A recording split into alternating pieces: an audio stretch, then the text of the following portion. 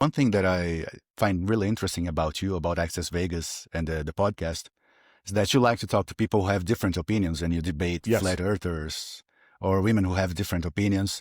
But how can you debate ideas? Like we live in such polarized times, it's hard to debate. How can you debate and still keep things friendly?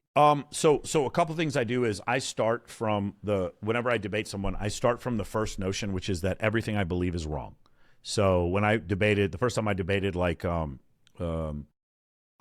made a debate. I'm not saying the United States needs to fund Ukraine against Russia, but what I said was this was the stupidest move I've ever seen. Russia should not have invaded Ukraine. They really miscalculated how much money it was going to cost to defeat Ukraine and to take Kiev.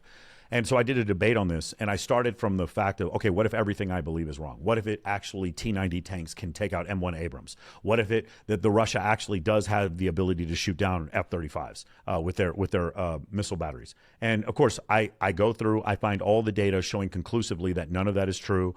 Their Sukhoi 57 aircraft is worthless. Their T-90 tanks, the turrets pop off of them because they put the munitions on the same level as they put the turret. It's just terrible, terrible engineering design.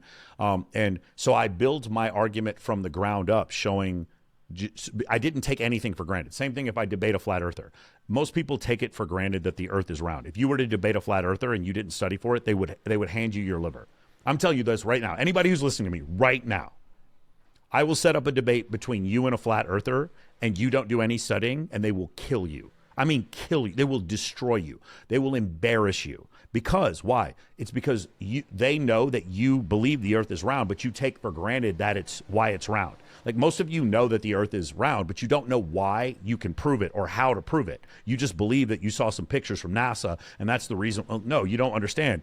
I can see the Southern Cross from 3 different points in the Southern Hemisphere because I'm looking in the same direction because the Earth is a sphere. Like there's things like that most people take for granted, and you have to study. So you take your argument and say, what if everything I believe is wrong? And then you slowly build your argument back up to 100. But when you build it up this time, it's bulletproof. You don't take anything for granted.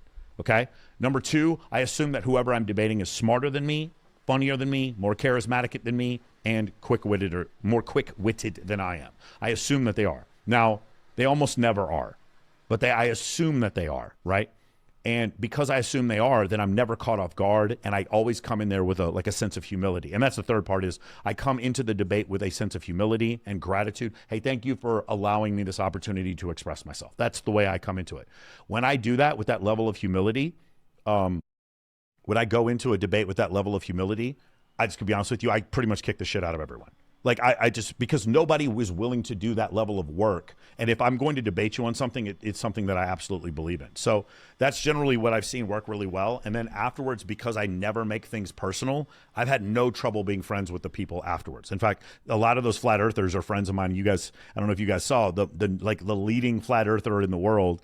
He goes on a show, he goes to Antarctica. He comes to the realization that the earth actually is round because he goes to Antarctica and he sees the sun go around the horizon for 24 hours. And then he's like, I'm not a flat earther anymore. He loses his whole fan base. He gets attacked by the flat earth community. And I had him on my show the other day because he and I stayed friends. Even though we did a debate like this, we stayed friends.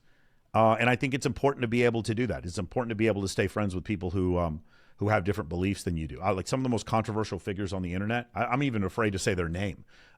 They're friends of mine. And I don't, I will say like one of them, Andrew Tate, is a friend of mine, but like I don't have to agree with everything he says in order to be friends with him. And so that's where a lot of people are confused by that. And for those, a lot of people are like mixing morality with friendship or whatever. Just always remember, I don't know which New Testament you read, but the one I read had Jesus eating with the tax collectors and the prostitutes. That was the one I read. So that's the way I look at it. I look and I listen and I don't judge.